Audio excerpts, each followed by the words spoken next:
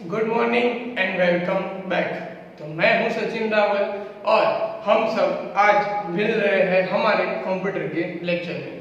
तो previous lecture हमारा जो था चैप्टर नंबर 8 के बारे में, जिसमें मैंने आपको होमवर्क भी दिया था इनहेरिटेंस के बारे में। ओके, और आई होप कि आप में से जिनके घर पे भी कंप्यूटर और लैपटॉप है उन्होंने वो प्रोग्राम ट्राई किया होगा। ओके, और अगर कहीं पे कोई दिक्कत आती है तो वो मुझसे पूछ सकते हैं। तो हम फाइनली आज आ जा रहे हैं हमारे लास्ट चैप्टर में, मतलब कि चैप्टर नंबर 9 में।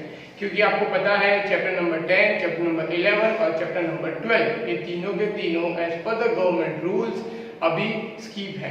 तो मैं उसका बर्डन आप पे नहीं डालूंगा, ना उसका प्रैक्टिकल करवाऊंगा, ताकि आप कहीं पे प्रॉब्लम में आए। ओके, आपको जितना है उतना ही पढ़ो अभी के लिए, तो वो चीज अभी बेटर रहेगी। तो ये वाला चैप्टर हमारा है लास्ट, इसमें थोड़ी बहुत चीजें स्किप है। तो हम जो लेने वाले हैं, जो गवर्नमेंट ने पूछा है, ओके, जो स्किप नहीं किया है, उस पोर्शन को ही हम इस लेक्चर में कवर करेंगे। और इसी के साथ हम आज ये हमारा कंप्यूटर का जो पूरा सब्जेक्ट है और जो पूरा सिलेबस है आज कंप्लीट करेंगे। मतलब कि उसका मतलब ये है कि आज का जो वीडियो होगा और आज का ये जो लेक्चर है, ये लेक्चर आपका कंप्यूटर का लास्ट लेक्चर होगा। उसके बाद कंप्यूटर का लेक्चर अप्रोक्सीमेटली नहीं हो सकता है। ट्राई करेंगे कि अगर इसमें से कुछ चीज रह जाती है आज के ये टाइम में, तो नेक्स्ट लेक्चर में उसे ले सके। ओके, पर होपफुली ये लास्ट चैप्टर तो है ही। अब ये चैप्टर की बात करते हैं उससे पहले आप सब लोग अपनी अपनी बुक ओपन कर दो। पेज नंबर 186 पे है हम लोग, और working with array and string ये हम लोग पढ़ रहे हैं। Okay, working with array and string, तो ये चीज हम सबको देखनी है। अब सबसे पहले बात ये कर लेते हैं कि हमें ये चैप्टर में जो सीखना है वो यही है कि एरे और स्ट्रिंग दोनों चीजें अलग अलग है। इसलिए पहले हम क्या सीखेंगे, एरे को जो हमको बुक में दिया हुआ है, फिर हम जाएंगे वहां से स्ट्रिंग के ऊपर जो हमें करना है। ओके, तो पहले हम एरे की बात कर लेते हैं। पेज नंबर 186 आप सबने ओपन कर दिया होगा। एरे में दो तीन अलग अलग टाइप्स आते हैं। पहला आता है 1 डायमेंशन एरे, सेकंड आता है 2 डायमेंशन एरे, थर्ड आता है 3 डायमेंशन एरे। अब ये एरे से पहले 1 डायमेंशन, 2 डायमेंशन, 3 डायमेंशन से पहले ये हमें पता होना चाहिए कि एरे का मतलब क्या है। ओके, अब जिन्होंने 10th स्टैंडर्ड में सी लैंग्वेज पढ़ी है, ओके, कंप्यूटर के सब्जेक्ट में, वहां पे चैप्टर नंबर 16 के अंदर, 15 और 16 के अंदर आप सबको एरे आता था। एरे का पूरा वहां पे चैप्टर दिया हुआ है। अगर किसी ने ध्यान से अगर वो चीज पढ़ी होगी तो उसे 100% वो चीज आती होगी। पर आई विश कि आता हो, बहुत अच्छी बात है, बट जैसे मुझे पता है आप लोगों को नहीं आता होगा। ओके, तो मैं को एक छोटा सा एग्जांपल दे देता हूँ, उसके ऊपर से हम वो काम करते हैं, मतलब कि एरे को अंडरस्टैंड करते हैं कि वो क्या होता है। सबसे पहले एरे का मतलब और एरे का यूज क्या है। तो अगर आप सबको एकदम सिंपल एग्जांपल दूं, तो आप सबने देखा होगा हम जो प्रोग्राम्स करते हैं उसके अंदर हम एक एक वेरिएबल लेते हैं। एक वैल्यू देनी है, एक वेरिएबल ले लो, एक वैल्यू देनी है, एक वेरिएबल ले लो। ओके, वेरिएबल के नाम हम हमारे हिसाब से रखते हैं। कभी हम लोग ए रख देते हैं, कभी हम आई रख देते हैं, कभी हम जो रिलेटेड होता है प्रोग्राम के रिलेटेड, काउंट है, सम है, वो सब रख देते हैं। राइट, हम ये सब वेरिएबल के अंदर एक एक वैल्यू स्टोर करवाते हैं। ये आप सबको पता है, हम एक एक वैल्यू स्टोर करवाएंगे और उस एक वैल्यू का हमें आंसर मिलता है। जैसे मुझे कोई आंसर चाहिए तो आंसर के लिए मैं क्या करता हूँ, वहां पे एक वेरिएबल ले लेता हूँ, उस वेरिएबल के अंदर पर्टिकुलर आंसर सेव हो जाएगा। मतलब कि इसका मतलब ये हुआ, अगर सिंपल लैंग्वेज में कहे तो, कि एक वेरिएबल और एक वैल्यू आएगी। पर अब जब मुझे मल्टीपल वैल्यूज प्रिंट करवानी है, जैसे कि फॉर एग्जांपल मुझे एक साथ 100 नंबर अलग अलग प्रिंट करवाने हैं, एक से 100 नहीं, मैं जो 100 नंबर कहूँ वो, मतलब कि मेरी इच्छा अनुसार, वैसे कोई भी 100 नंबर मुझे प्रिंट करवाने हैं, 1000 नंबर प्रिंट कराने हैं, 5 नंबर प्रिंट कराने हैं, 10 नंबर प्रिंट करवाने हैं, तो 5 और 10 नंबर के लिए एक टाइम पे पॉसिबल क्या है कि हम 5 और 10 अलग अलग वेरिएबल ले सकते हैं। हम ABCD यूज कर सकते हैं, हम दूसरे कोई अल्फाबेट्स यूज, मतलब कि अल्फाबेट यूज कर सकते हैं, हम कोई नाम रख सकते हैं। पर वो कब तक है कि 5 और 10 वेरिएबल। उसके बाद जब ये नंबर इंक्रीज हो गए, सपोज 50, 100, 1000, 10,000, तो हम 10,000 वेरिएबल ले सकते नहीं है। As simple as that. 10,000 variable कोई नहीं लेगा और 10,000 वेरिएबल लेने का उसको प्रिंट करवाना वो पॉसिबल है ही नहीं।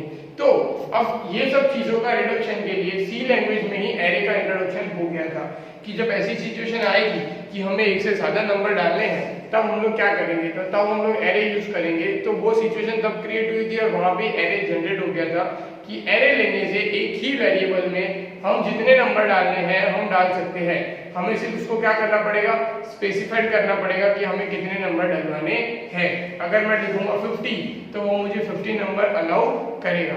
ओके, अगर मैं लिखूंगा 100 तो वो 100 अलाउ करेगा। मतलब मुझे कितने नंबर डालने हैं एक ही वेरिएबल के अंदर, मैं अलग अलग मल्टीपल नंबर्स डाल सकता हूँ और उसे प्रिंट भी करवा सकता हूँ। ये काम है स्पेसिफिकली एरे का। ओके, अब हम आ जाते हैं प्रोग्रामिंग में। क्या प्रोग्रामिंग में ये कैसे होगा? तो एरे को डिक्लेयर करने का जो रूल है, आई थिंक मैंने पहले भी आप सबको कहा था जब हम कैरेक्टर कर रहे थे तब। अभी मैं बता देता हूँ कि एरे को हम क्या करेंगे, जैसे हम लिखते हैं वैसे ही वेरिएबल के अंदर स्टोर करेंगे, पर वेरिएबल के आगे हम लोग एक ब्रैकेट कर देंगे और उसके अंदर हम लोग लिखेंगे नंबर।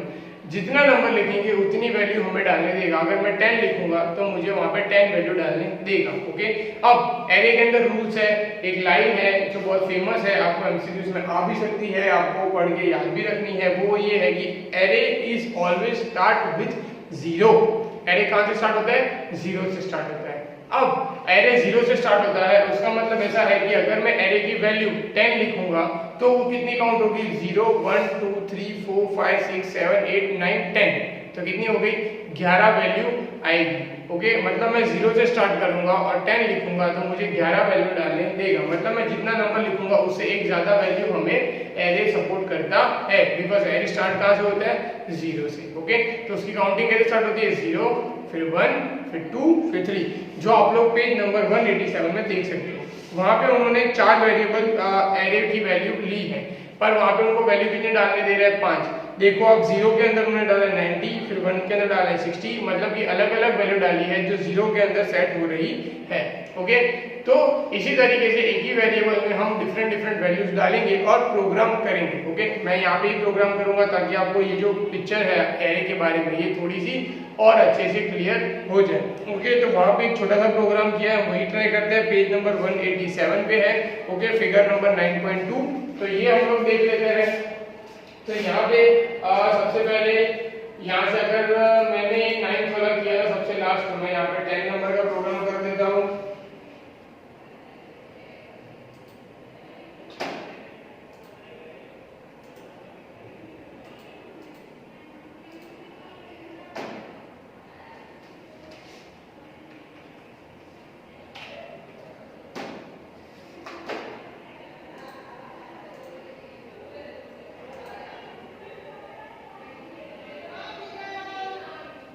ओके, 10 नंबर हमने किया हुआ है, इसके लिए बता रहे हैं। ओके, अब 11 करते हैं। 10 नंबर यहाँ पे हमने ऑलरेडी किया हुआ है, इसके लिए अब 11 करते हैं। तो यहाँ पे सबसे पहले हम क्या करेंगे? इंटीजर ले लेंगे, integer marks. Okay, integer marks ले लिया। अब जैसे मैंने कहा वैसे हम क्या डिक्लेयर करेंगे? एरे। एरे को हमने डिक्लेयर किया यहाँ पे। अब यहाँ पे हम उसकी वैल्यू सेट कर देंगे कि marks equal to new integer, जिसकी वैल्यू यहाँ पे क्या दी है बुक के अंदर? 7। मतलब कितने वैल्यू आएगी? 8। ओके, मतलब कि 8, 0 से स्टार्ट करेंगे तो 8 वैल्यू वो डालने देगा। फिर हम लोग फॉर लूप घुमाएंगे, जिसके अंदर हमें क्या करना है कि उसी चीज को प्रिंट करवाने के लिए हम उसको घुमा सकते हैं। फॉर लूप सबसे इजी लूप है लूप के अंदर, इसके लिए फॉर लूप यूज करते हैं। ओके, यहाँ पे आएगा i प्लस प्लस,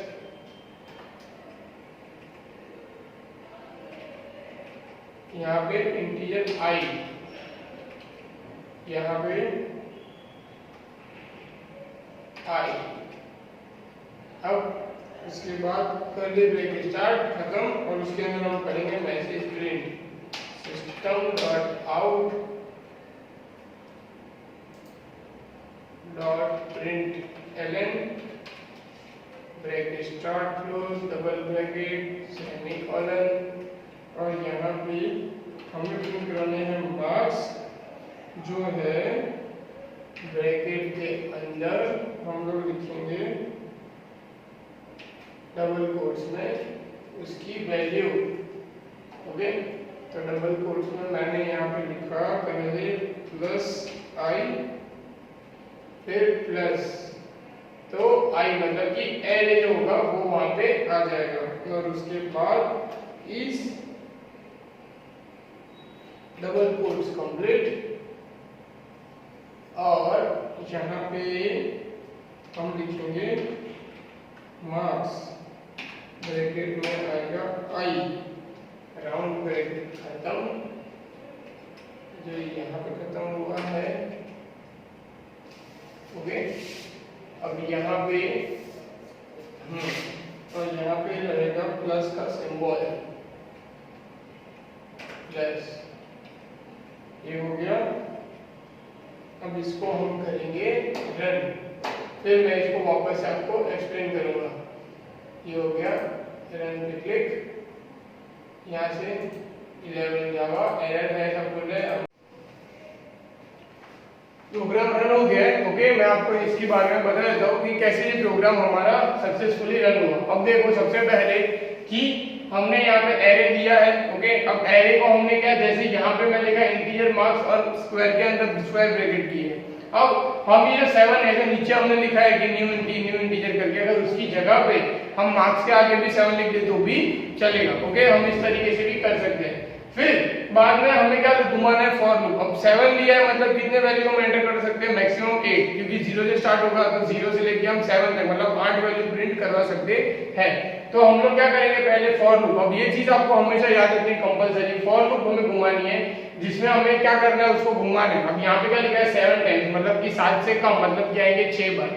अब देखो यहाँ पे सिस्टम डॉट प्रिंट लिख दिया, फिर आई मतलब एरे कौन सा नंबर वाला चल रहा है वो मैंने यहाँ पे प्रिंट करवाया, और मार्क्स की वैल्यू प्रिंट करवानी है। मार्क्स की वैल्यू मैंने कुछ दी नहीं है, तो बाय डिफॉल्ट क्या आएगा 0।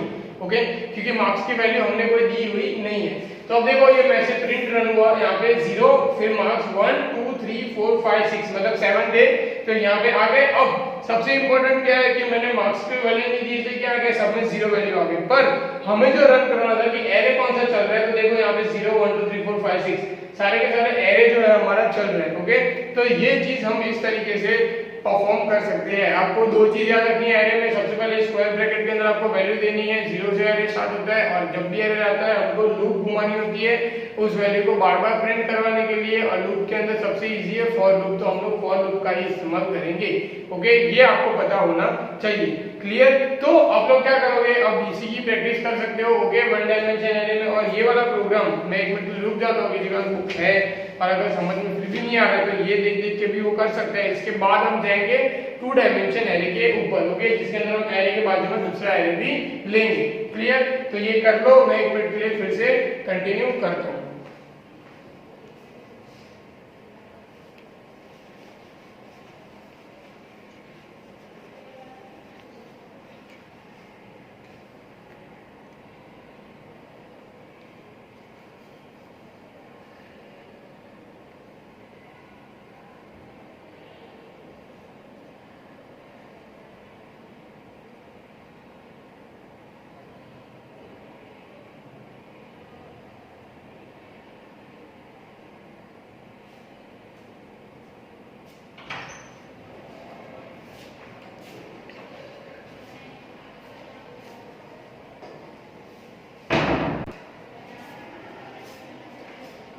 ओके, तो अब हम आगे बढ़ते हैं 2 डायमेंशन एरे की तरफ कि अब 2 डायमेंशन एरे कैसे होता है, एक साथ 2 डायमेंशन। अगर 1 डायमेंशन की आपको और प्रैक्टिस करनी है तो आप पीछे देखो, पेज नंबर 188 में आपको अलग अलग वैल्यू के साथ वहां पे दिए हुए हैं। ओके, तो आप वो भी कर सकते हो आपको प्रैक्टिस के लिए। अब हम आ जाते हैं 2 डायमेंशन एरे। इसको देखने के लिए पेज नंबर 191 पे चले जाओ। अब देखो कि जहां पे हमने एक एरे लिखा था उसके सामने उसकी वैल्यू आ गई थी, जैसे कि ये प्रोग्राम भी चल रहा है तो 0 है उसकी वैल्यू। अब 2 डायमेंशन में मतलब क्या होगा, 2 डायमेंशन के अंदर हम 2 बार एरे देंगे, मतलब कि ये एक जो बार एरे दिया है वैसा दूसरी बार भी एरे देंगे, मतलब एक साथ 2 वैल्यू कॉल होगी।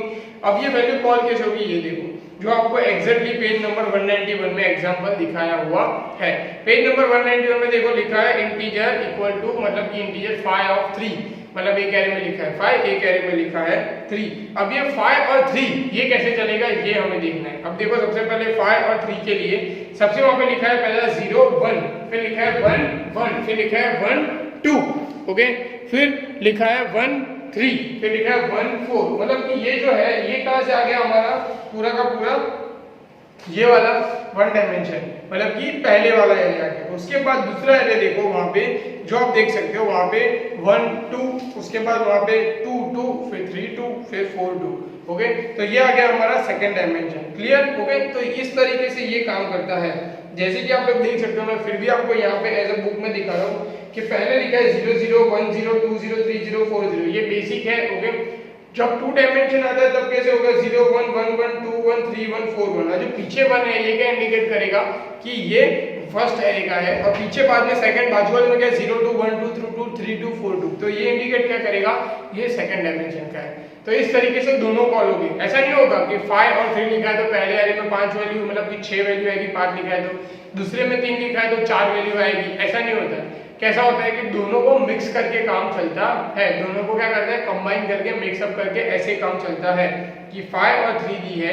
ओके, तो 5 इंटू टोटल 15 वैल्यू प्रिंट होनी चाहिए, मिनिमम 15 वैल्यू प्रिंट होनी चाहिए। 5 इंटू 3 जब भी 2 डायमेंशन आता है तो दोनों एरे का क्या हो जाता है मल्टीप्लिकेशन हो जाता है, और 15 वैल्यू वहां पे मिनिमम प्रिंट होती है। ओके, अब इसी से रिगार्डिंग मतलब ये 15 वैल्यू के रिगार्डिंग जो प्रोग्राम है 2 डायमेंशन का वो करते हैं पेज नंबर 192 पे जो दिया हुआ है। ओके, अब वो वाला प्रोग्राम हम लोग करते हैं कि ये वाला प्रोग्राम कैसे होगा। तो यहां से मैं वेदांत में से न्यू में क्लास। ओके, अब यहाँ पे हमने अभी 11 नंबर का बनाया तो मैं बनाया तो 12, इसको यहाँ पे कर देता हूँ फिनिश। यहाँ पे हम लिखते हैं पहले इंटीजर मार्क्स, उसके बाद दो ब्रैकेट जैसे दिए है वैसे, उसके बाद marks equal to new marks, sorry new integer, फिर दोनों ब्रैकेट में वैल्यू, एक में 5 दूसरे में 3,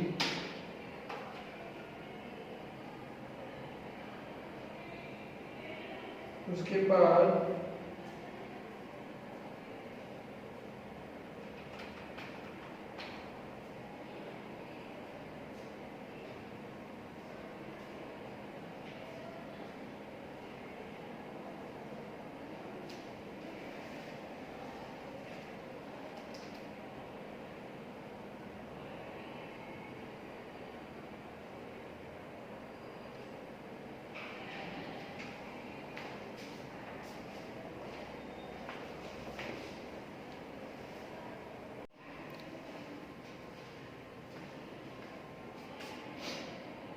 अब मैं यहाँ पे इंटीजर मार्क्स 3 ले लेता हूँ। ओके, जैसे हमने पहले किया वही चीज, तो हमने इंटीजर लिखा।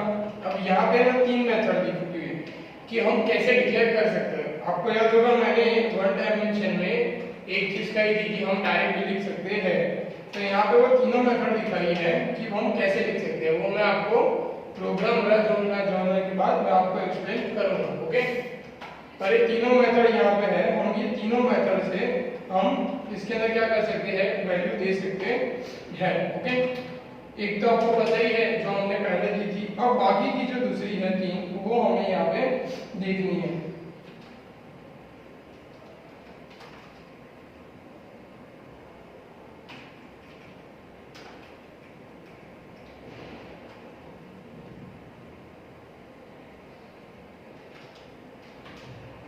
यहाँ पे जो वैल्यू दी है मैं थोड़ी उससे बहुत अलग भी लिखूंगा। ओके, ताकि प्रोग्राम जल्दी से रन हो जाए।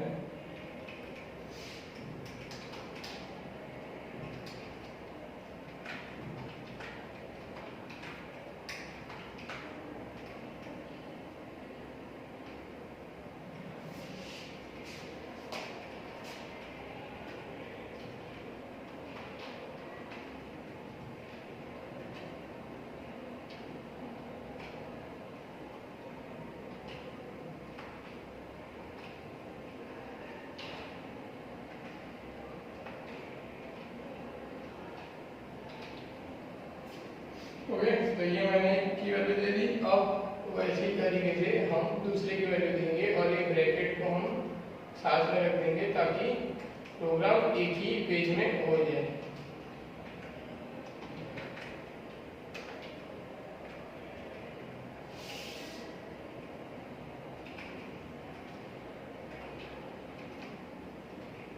यहाँ पे कॉमा आएगा, गलती से मैंने डॉट किया हुआ है, तो वही करके मैं कॉमा कर देता हूँ।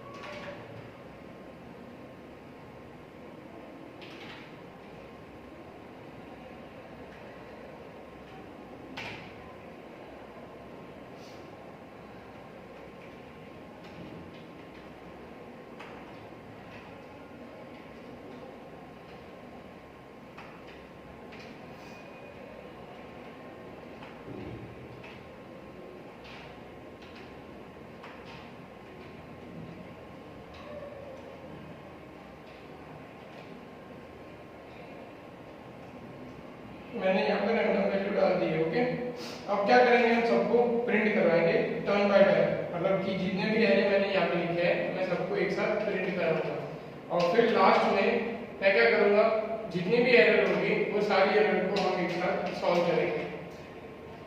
तो मैंने यहाँ लिख दिया प्रिंटर है, bracket start close, double bracket start, semicolon.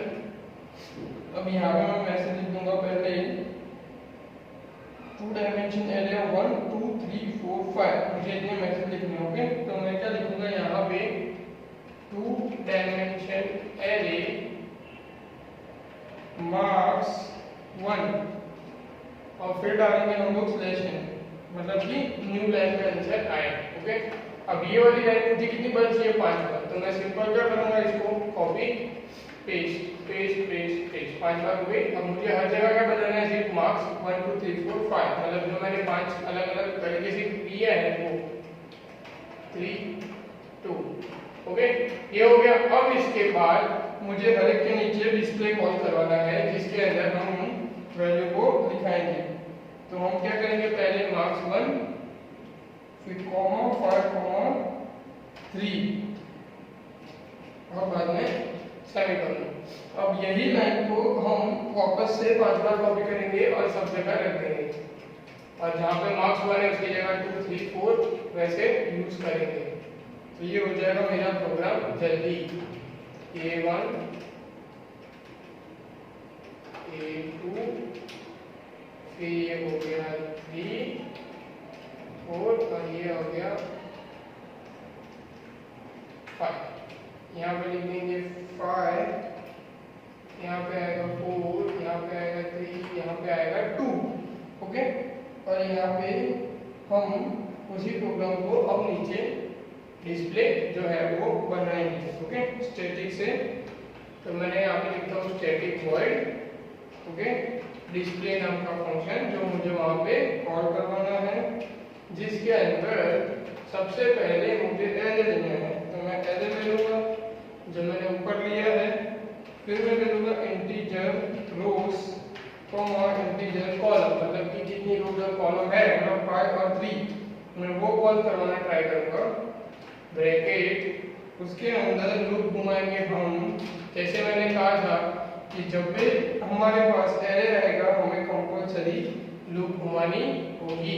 तो हम यहाँ पे लूप घुमाएंगे और लूप में सबसे इजी लूप कौन सी होती है हमारे पास, वो है फॉर लूप। तो हम वही अभी कर रहे हैं फॉर लूप। ओके, हमने फॉर लूप किया, उसके अंदर मैं फिर से फॉर लूप लिखता हूँ क्योंकि 2 डायमेंशन एरे है तो हमें 2 बार उसी चीज को घुमाना पड़ेगा। तो हम यहाँ पे i के साथ एक j नाम का वेरिएबल भी ले लेते हैं और i के अंदर हम कॉलम रन कराएंगे और j के अंदर हम i के अंदर हम रोज करवाएंगे और j के अंदर हम कॉलम रन करवाएंगे, ताकि दोनों चीजें अपनी तरीके से हो। फिर उसके अंदर मैं सिंपल एक मैसेज लिखूंगा j के अंदर कि j प्रिंट होना चाहिए। j के अंदर मैंने मैसेज लिखा यहाँ पे क्या डबल कोट्स, उसके अंदर मैसेज लिखूंगा कि j प्रिंट होना चाहिए। तो मैं यहाँ से क्या प्रिंट कर रहा है, एरे जिसमें होगा i और दूसरे एरे में होगा j। अब उसके बाद मुझे प्लस करके j को प्रिंट करवाना है, प्लस करके हम करवाएंगे यहाँ पे /t को कॉल।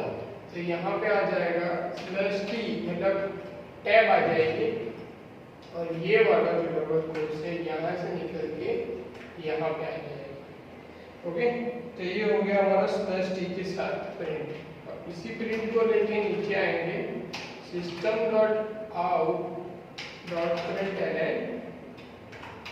अब उसके अंदर मैं कुछ भी नहीं लिखूंगा, ब्लैंक रखूंगा क्योंकि मुझे वहां पे एक एंटर चाहिए इसके लिए, मतलब कि मुझे न्यू लाइन में चाहिए इसके लिए।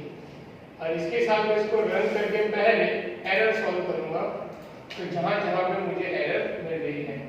तो सबसे पहले अगर यहाँ पे मैंने एक ब्रैकेट ज्यादा कर दिया है, उसकी यहाँ पे भी ब्रैकेट ज़्यादा हो गया है, ये एरर है। पहले ये दोनों एरर निकाल दी, अब रन करूँगा क्योंकि फिर से एरर है। अब एरर कहाँ है मुझे वो देखनी है। अब एरर है यहाँ पे integer 4, the type is can not convert into integer. Okay, ये क्या कह रहा है कि जो टाइप है मार्क्स 4 का वो इंटीजर में कन्वर्ट नहीं हो पा रहा है। अब हमें ये वाली लाइन देखनी है कि हमने यहाँ पे कहाँ मिस्टेक की है। ओके, हमें सिर्फ ये वाली लाइन ही देखनी है कि हम कहाँ पे मिस्टेक कर रहे हैं ये वाली लाइन के अंदर।